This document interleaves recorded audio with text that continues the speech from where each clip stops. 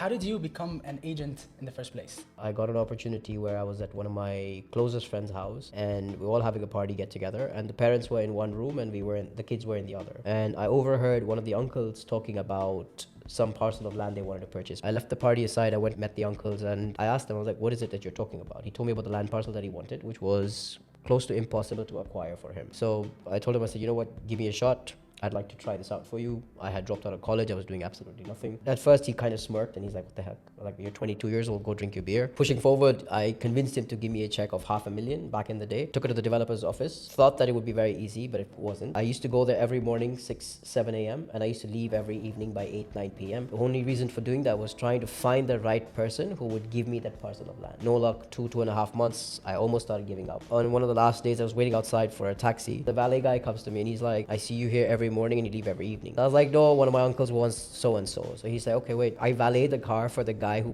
calls the shots. And let me introduce you to him. Took me inside. I get introduced to the Emirati guy. I start chit-chatting with him. I understand that this is something that you want or your uncle wants, but let me show you something that's more interesting, that's going to work out as a proposition for you better. I said, okay, fine. He showed me the parcel of land right next to it. At first, I was a little adamant. I was like, no, this is what he wants. This is what he gets. And he's like, just go and talk back to your uncle and see what he says. I go back the next day. I start speaking to my uncle. Again, uncle's the same. No, I want this one. And I showed him the proposition. And that's what made sense to him. And he's like, you know what? Let's go to the office the next day. And the next day we transacted. And I got a payout of 150,000 dirhams in 2006 at 22, 23 years old. I split it with the valet guy, of course. And yeah, never looked back after that.